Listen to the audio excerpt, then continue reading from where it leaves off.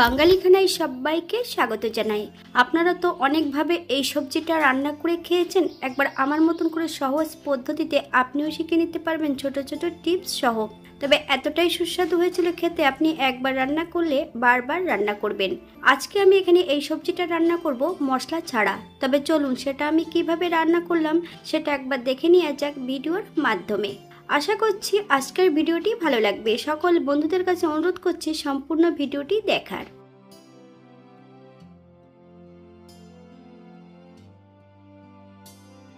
নাম না জানার একটা সবজি আজকে আমি এখানে রান্না করব।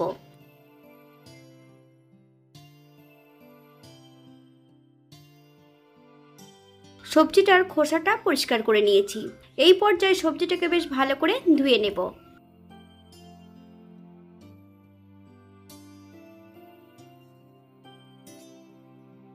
সবজিটাকে মাছ বরাবর ফালি দিয়ে মাঝখানের ভেতরের দানা অংশটা ফেলে দিতে হবে।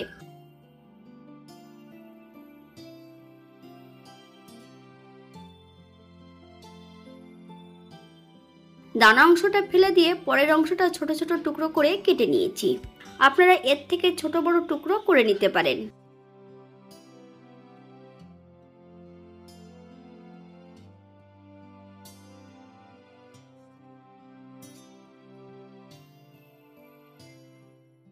একটা কড়াইতে বেশ কিছুটা সরষের তেল অ্যাড করেছি। তেল গরম হওয়া পর্যন্ত অপেক্ষা করতে হবে। হাফ চামচ লবণ, হাফ চামচ কালো সর্ষে। ফোড়ন থেকে সুগন্ধ বেরোলে বেশ কিছুটা কারি পাতা, দুটো কাঁচা লঙ্কা। আপনারা যদি পছন্দ করেন তাহলে পরিমাণে বাড়িয়ে দিতে পারেন।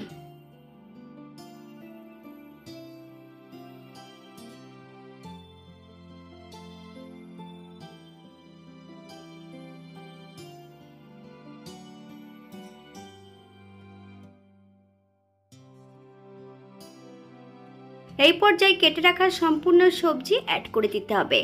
হাই ফ্লেমে বেশ কিছু সময় রান্না করে নেব। আপনারা একবার স্ক্রিনের দিকে ফলো করবেন।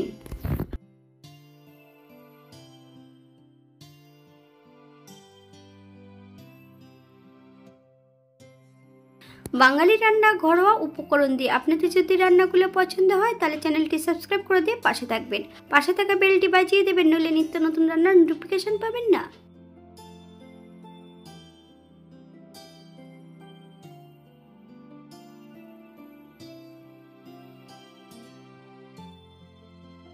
দশ থেকে 15 মিনিটের জন্য ঢাকা দিয়ে রেখে দেব, যাতে সবজিগুলো সেদ্ধ হয়ে যায়। আমি রান্নাটি করছি মিডিয়াম আছে।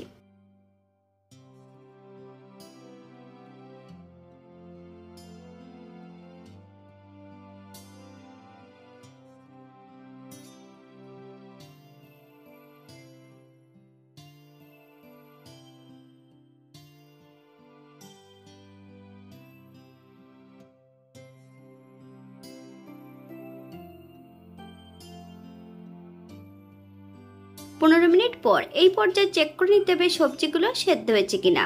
হাফ চামচ হলুদ গুঁড়ো,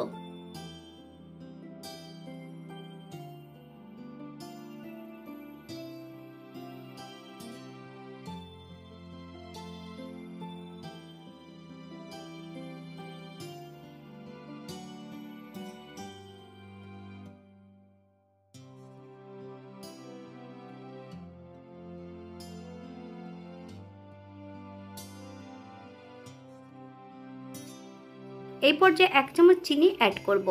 আপনারা যদি পছন্দ করেন তাহলে পরিমাণে বাড়িয়ে দেবেন। তবে চিনি যদি অ্যাড করা হয়, চিনি অ্যাড করার পর হাই ফ্লেমে বেশ কিছু সময় রান্না করে নিতে হবে, নইলে চিনির কাঁচা গন্ধটা থেকে যেতে পারে।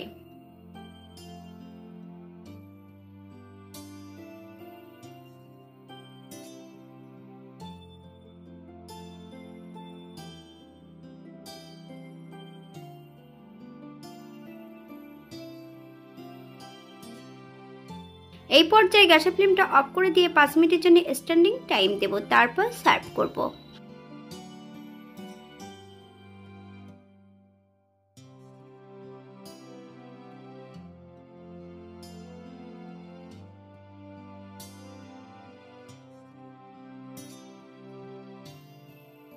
এটা দেখতে যেমন ভারী সুন্দর হয়েছে, এটা গরম ভাতে, রুটি, পরোটা সবকিছুর সঙ্গে অসম্ভব ভালো লাগবে।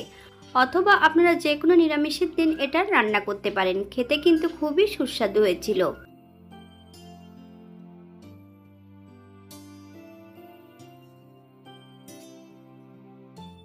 আজকের ভিডিওটি এই পর্যন্ত। সবাই সুস্থ থাকবেন, ভালো থাকবেন। অন্যদিন নতুন রেসিপি নিয়ে আপনাদের সামনে আবার আমি হাজির হব। নতুন ও পুরনো সকল বন্ধুদের অসংখ্য ধন্যবাদ ভিডিওটি দেখার জন্য।